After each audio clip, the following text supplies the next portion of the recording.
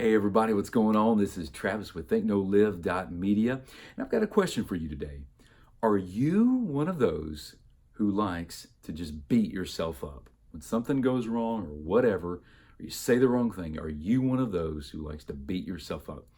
Hey, I've got something good for you today. Before we jump into it, I just want to remind everybody ThinkKnowLive.Media is all about three different things helping you think clearly, know truly, and live fully. And today on Motivation Monday, again, whether you're watching this live or in the replay, whether it's Monday or it's some other day of the week, we just want to be a help and a resource to you and help you get through some things in life. And so today we're talking about Live Fully on Motivation Monday.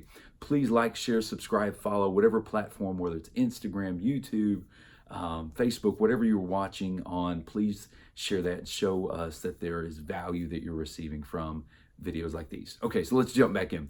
So I remember just a few weeks ago, I had a talk with a young man. And he had shared something. He had failed in his response in the way that he should have responded in his own heart. He believed that way. It created a little bit of an awkward situation that had to go back and be dealt with. But even after it was dealt with and everything was okay, it wasn't even really that big a deal. But for him, it was. And I remember he came to me and presented this to me. And I just asked him a question. I said, "You like to beat yourself up, don't you?"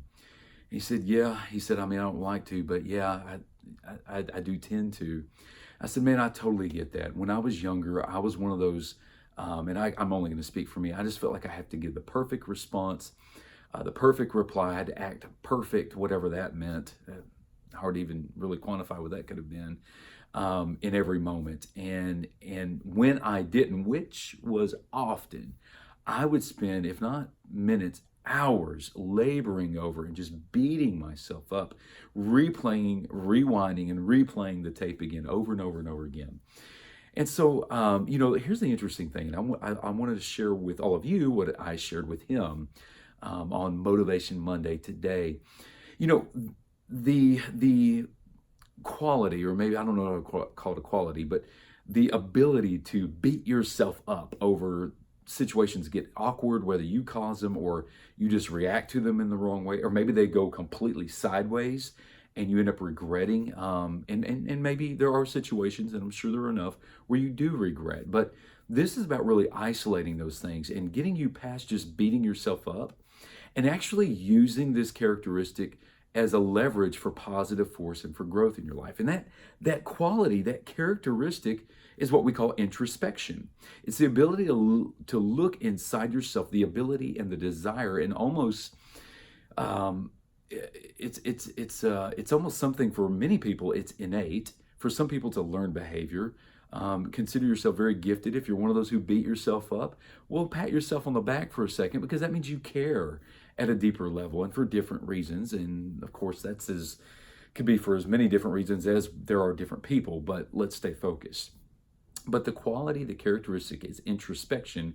And the challenge is, I'm going to ask you 4 questions to help you leverage that, again, in a way that's positive, that helps you with your relationships and becomes an opportunity for growth for you.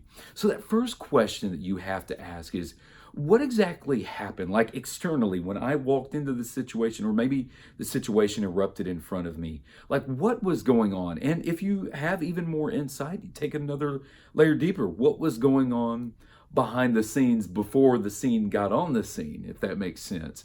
Like, maybe you were a party to something that was bigger than you, and there were several personalities that were coming into this conversation. And so if you have that kind of insight, begin to think about that. And I'll come back to why that's so important, but it comes down to one word: being proactive. So the question is, what exactly happened? And specifically, we're talking about externally, like before you got there. Like, what was the scene all about outside of you? Okay, the next is the question that you ask yourself, or that you beat yourself up with. This is a good question, but it needs to be put in its proper context and framework for it to be healthy. And that next question is, what did I do wrong? Where was my mess up? Where was my miss? How did I screw up here? Like, how did I create an awkward situation? How did I make this, how did I escalate maybe the agitation that was in the room, or whatever it may have been? Was Was it the way I acted, reacted, said, or responded, or whatever? So what happened outside of me? What happened exactly in the scene? Then where did I go wrong? What did I do? And then this is where the healing question. After you've beat yourself up, and don't do that, okay? It's okay to examine this question, but just know that's not where you stop, okay? The question has got to be after that, and again, this is the hinge where healing can come. After you ask, what did I do wrong? Then you ask the question about the why behind the what. Why did I respond this way? Why did I say this? Why did I let it get to me? Why did I act or react or approach it this way? Or why did I think that they were saying this? Why did I have the impression, or what was I picking up on? It's that why question. Because as you begin to examine that, you may expose something that's a little bit, maybe this raw wound that's maybe just kind of scabbed up. Maybe it's something you've swept under the rug and you just don't deal with it. That's a bigger part of a conversation. Maybe you have a certain perception or misperception of somebody. Maybe you've inserted a narrative where you shouldn't have. And maybe you could be completely right, but that's irrelevant to the question. You've got to ask yourself why. You've got to figure out why. Is it because I'm nervous around this person? Is it because I don't trust this person? Is it because I just don't trust me? Is it because I get flustered? Is it because there's something about our personality? Just figure out what that why is. Because once you understand your own why on why you're reacting or acting the way you are, now you've got power back for yourself. To be able to handle it well. And then you ask the last question. So what happened first is what happened outside of me within this scene? Then what was my contribution that was wrong or whatever? And then the third one is why, the why behind the what. Why did I act, react, say, respond the way that I did? And then the last one is, once you spent time on those first three, you want to jump to this very quickly, is how can I make this situation a win in the future?